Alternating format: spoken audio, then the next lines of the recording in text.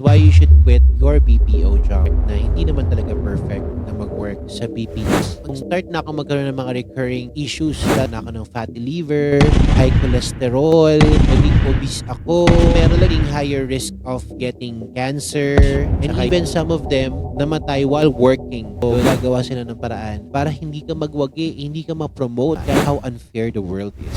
So, hindi siya talaga para sa mga taong may mental health issues. Yan. Wala kang choice. Sasagutin mo yon or else tanggal ka sa trabaho. Or bembang ka kay TL. So, kahit ihing-ihi ka na, earn na ka na, talagang hindi ka nila papayagan mag-break. Yung mga TL na kala mo, tagapagmana ng kumpanya. So, ang taas na ng inflation rate natin. Hindi na uubra yung 12,000 kahit single ka. Talagang aabasuhin nila, susulitin nila yung pasweldo nila sa'yo. Sisimuting ka nila, uubusin nila ang lakas mo. Hi everyone, welcome to another episode of my vlog, and of course, again, thank you for liking and subscribing dito sa aking JV Vlogs channel. Or sa mga bagong followers, don't forget to share this channel sa inyong mga friends and sa mga makaka-relate sa ating topic for today. Ang ating topic for today is why you should quit your BPO job and why I quit my BPO job. So this time, I'd like to share with you my experiences working in the BPO sa mga call center agents dyan. So just to give you a quick background of my career sa BPO, I've been in the BPO industry for 13 years and I've also worked as a virtual assistant for 2 years, and yun lang yung naging parang pinaka-primary job ko for 13 years ever since I graduated. So, I'd like to share with you yung mga experiences ko. This is not to discourage anyone who would like to work in the BPO and dun sa mga nag-work na sa BPO. This is not to discourage you, but this is just to give you a guide or give you like a precaution. This is just to give you a reality check na hindi naman talaga perfect na mag-work sa BPO. Kung may mga katanungan ka sa isip mo na dapat ba ako magstay sa trabahong to, I guess this is the best time for you to think and rethink sa mga ibibigay ko sa inyong mga tips. Ayan, so without further ado, let me go ahead and give you the first reason why I quit the BPO. Number 1 is yung health. Siyempre, pag nag-work ka sa BPO, like ka nag-work sa night shift, diba? Night shift, graveyard shift ang tawag namin dyan. And also, pag nasa BPO ka, you tend to eat or binge eat, diba? Lalo na kung wala nang bukas ng mga karinderya or wala ka namang baon. Ang tendency niyan, bibili ka sa mga fast food. Or minsan even kahit nag-work ka, ang ginagawa mo is kumakain ka ng mga chichirya dyan on the side. And minsan nagkakape ka pa ng mga 3-in-1. What the hell? So yun yung mga bagay na hindi mo talaga may iwasan while you're working. And sometimes may mga tao na mo nakakaiwas dyan. Pero hindi lahat. Most of the time, yun yung nangyayari sa'yo. And ang risk nun, talagang sobrang laki. Kasi like me, in my experience, mag-start na ako magkaroon ng mga recurring issues, lalo na sa laboratory ko. Nagkaroon na ako ng fatty liver, high cholesterol, naging obese ako. Talagang nagkaroon ako ng mga ganyang mga issue sa health ko. And according to some recent studies, talagang meron ding higher risk of getting cancer, tsaka yung sleep deprivation, and diabetes, and stroke. Marami na akong mga friends na namatay because of this factors. And even some of them namatay while working doon sa kanilang mga BPO companies na pinagtatrabahuhan. Oh no. So, you have to be very cautious about this kasi ito yung pinaka-importante. Kasi health is wealth, ika nga, di ba? So, you have to be very careful with your health. And as much as possible, i-balance mo yung work and life. Another thing na why you should quit your BPO job is yung sustainability. Kasi when you work in the BPO, may higher chance talaga na magkaroon ng politika. And I've experienced that firsthand kasi marami talagang mga sip-sip. Ayan, sip-sip kay boss. No. That's not for me. Ganyan. So, marami dyan yung isusumbong ka nila, ganyan. Isusumbong ka nila sa mga ginagawa mo. Wala ka namang ginagawang masama, ang tingin nila sa'yo is threat. So, gagawa sila ng paraan para hindi ka magwagi, hindi ka ma-promote kahit hindi ka naman ganun ka-competitive.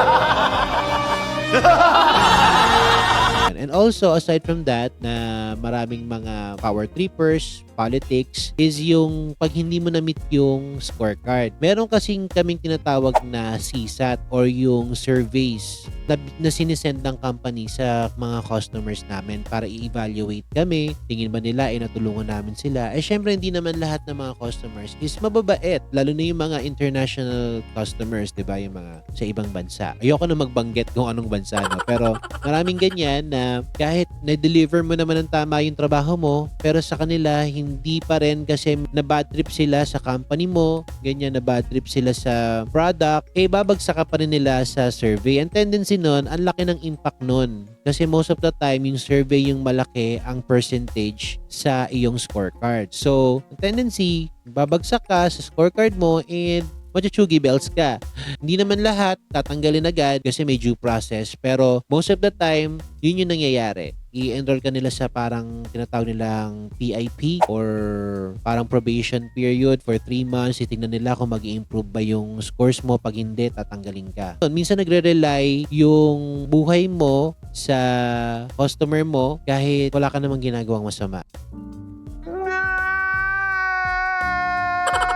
How unfair the world is. And number 3, yung repetitive job. Dito talaga sa BPO, usong-uso ang pagka-burnout. Lalo na kung hindi ka nila pinapayagang mag-vacation leave or mag-sick leave man lang kasi nga sobrang toxic ng work and paulit-ulit, talagang mababaliw ka. So, hindi siya talaga para sa mga taong may mental health issues kasi hindi mo nababalance yung work and life dito. So, talagang very prone ka talaga na ma-burnout or worse, mabaliw ka sa trabaho to. Lalo na kung sobrang toxic and pinagagawa na halos lahat sa'yo ng boss mo, di ba?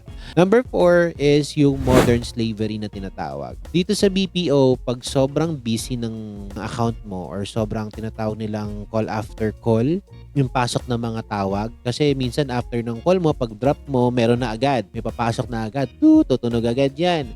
Wala kang choice. Sasagutin mo yun or else tanggal ka sa trabaho. Ganun yun. Ganun kahigpit sa BPO. So, na-miss mo yung call, binaba ng customer, hindi mo nasagot, tanggal ka sa trabaho. May mga zero tolerance silang tinatawag. And may mga chances din na dahil nga sobrang busy, you're not allowed to go on vacation or worse, sick leave. Hindi ka nila papayagang mag-sick leave, guys. Even on sick leave, they will sanction you, 'di ba? Bibigyan kanila ng papel, papapilang kanila, may memohan kanila, coaching log ganyan or bembang ka kay TL. Oh my God! Bembang, no? Iba na pala yung term ngayon ng bembang, sorry. Malilintikan ka talaga, lalo na kung umabsent ka because you are sick. Although, just to be fair, meron din naman kasing mga talagang nagsisinungaling, di ba? Pero kasi, you should always give the benefit of the doubt sa mga employees mo. Kasi, ang employees mo, yan yung pinaka-dugo ng kumpanya mo, di ba? Kaya wala ng work-life balance. Kaya feeling mo slaves ka, nakasakal ka na talaga, di ba? Sinasakal ka ng kumpanya mo. Ito na yung pinaka-worst. Talagang hindi ka nila papayagang mag-break. Yes, hindi ka nila papayagang mag-break kasi nga, sobrang busy. So, kahit ihing-ihi ka na, earn ka na, talagang hindi ka nila papayagang mag-break kasi nga, sobrang dami ng calls. And minsan may mga pasaway, nagbe-break yung ibang mga ka-team mo or ibang mga agents na wala sa schedule break nila. Ang tendency, nauurong yung schedule break mo. Ang tendency nito, magkakasakit ka talaga eh. Magkakaroon ka ng UTI, magkakaroon ka ng sakit sa, alam mo na, sa mga internal organs mo kasi nagpipigil ka. Makikita mo, it goes hand in hand yung sa health, yung work sustainability. Alam mo, ito pa isang worst. Kahit na may mga emergency sa family, may namayapa, may namatay, they don't actually care for you. They don't care. What matters to them is yung numero mo. Wala silang pake kung meron bang emergency sa family mo. Ang paki lang nila ay yung scorecard mo. And even, mga nakikita pa nga akong mga supervisors na nagpupunta pa just to check kung okay ka ba, kung talaga bang may sakit ka, nagpupunta pa sa bahay mo. Take me to the hospital! Take me to the hospital! I'm sick. Or minsan, tumatawag pa sa ospital just to check kung talagang totoo yung sinasabi mo, 'di ba? Yung mga TL na kala mo tagapagmana ng kumpanya, merong mga trust issues na TL. Maraming ganyan, guys. So may encounter nyo rin yan. Marami ako na-encounter na ganyan ng mga team leaders. Another thing is yung low grade salary. Madami pa ding mga BPO na nagpapasahod ng mga below minimum. May mga 16,000, 15,000, 14,000, or worse, 12,000. Diyos ko, ang taas na ng inflation rate natin. Hindi na uubra yung 12,000 kahit single ka pa. Hindi na makakabuhay ng tao yan. Utang na loob, taasan nyo naman yung standards nyo. And sa mga nag-a-apply po, huwag nyo natanggapin yung mga ganyang salary. Marami yan, lalo na yung mga common names ng mga call center. May mga ganyan pa rin magpasahod. Huwag nyo nang applyan yan kasi talagang hindi siya worth it sa pagod mo, sa stress mo. Magkaka-diabetes ka pa, magkaka-fatty liver ka, magkaka-high cholesterol ka, only for 12,000 pesos. Kulang pa yan sa pagpapagamot mo. Huwag nyo nang patusin yung mga ganyang trabaho, guys. So, much better, maghanap ka na lang ng ibang company na medyo mataas, 'di ba? Yung alam mong kakayanin yung lifestyle mo. Marami naman dyan. Marami pa rin namang mga company na nagpapasahod ng okay. And also, beware din sa may mga matataas magpasahod, pero sobrang toxic ng trabaho or halos pagawa na sa'yo lahat ng trabaho. Minsan magtataka ka, uy, 40,000 ang sweldo. But the real question is, what's the catch? Yung isa magugulat ko, what? 40,000 ang sweldo dito? Or 50 or 60 or 70? But what's the catch? And pag nag-start ka na mag-work, doon mo na malalaman. Masusurprise ka na lang. Open the door! Surprise, bitch! Na ang catch pala ay ito. Oh my God, halos paggawa na sa'yo lahat. Halos ikaw na talaga. Super agent ang tawag dyan. You what? So, beware lang din sa mga oportunistang ganyan. Kasi maraming ganyang company na talagang aabasuhin nila, susulitin nila yung pasweldo nila sa'yo. Sisimutin ka nila, uubusin nila ang lakas mo. Ayan, to the point na madurog ka, umuwi ka, abo na. Ayan talaga. Yun yung catch doon, guys. So, maging aware lang sana kayo sa mga ganyan. Another thing, last but not the least, is yung mga irate callers. Alam nyo bakit isa sa mga factors yung irate callers o yung mga irritabling mga tumatawag sa'yo? Bakit isa yan sa mga reason why you should not pursue BPO? Kasi isang mali mo lang talaga, you could lose your job. Totoo yan. Kahit hindi mo sinasadya, kahit malinong isang agent pero pag natapat sa'yo na mainit na ulo nila, ikaw na pagbuntunan nila at hindi mo nasagot ng tama yon, you could easily lose your job. Kasi meron silang mga tinatawag na zero tolerance dito sa trabahong to na isang mali mo lang, talagang tanggal ka. At minsan nagsusumbong pa sila sa may-ari ng mismong kumpanya para matanggal ka. May mga ganyan, tatanggalin ka, ibaban ka. Ganun ka-shallow yung pag-work sa BPO. So, hindi siya ganun talaga ka-sustainable. Makakaranas ka pa ng mga pagmumura nila, parang minumuro ka nila mula ulo hanggang paa. Parang pinipersonal ka na. May mga ganyang mga callers, guys. Ang dami ko ng mga na-experience na ganyan. Kahit wala ka namang ginagawa, kahit onset of the call, puro mura na aabutin mo. Talagang mararamdaman mo yung modern slavery dito Hindi mo lang sila kaharap. Over the phone lang din talaga. Pero talagang grabe. May mga halos parang sinasapian na. And also, yung racial discrimination, nandyan pa din, guys. Lalo na kung yung accent mo is hindi ganun ka fluent or hindi ganun ka native speaker yung accent mo, talagang hahanap sila ng kapwa nila. Hahanap sila ng onshore representative or tinatawag nilang mga US-based representative. Ayaw nila makipag-usap sa mga ibang lahi or worse sa mga Pinoy. I don't want to talk to anybody! Kasi meron tayong strong accent, di ba? Medyo matigas yung English natin minsan. So, nahalata na agad nila yon. You're not from the US, right? Can you transfer me over to someone from the US? Gaganyan na sila agad. Na feeling mo, ang tanga-tanga mo, bakit hindi ko ba magagawa yon? Di ba? May mga ganun, may isip mo, tanga ba ako? Bakit ganun? But ayaw nila akong kausap. Na parang magsi-self-doubt ka tuloy dahil akala mo, ikaw ang problema. Where in fact, sila talaga yung may problema. It's not you at all. Of course it's me. You can't say that. You're breaking up with me. It's not. It's me. I don't like you anymore. So I hope nakatulong itong aking mga tips why you should quit or why you should not pursue your BPO job. This is actually only based on my experience in my 13 years of experience in the BPO. This is not to discourage people who wants to work in the BPO kung talagang kakayanin mo naman yung mga ganyang obstacles in life.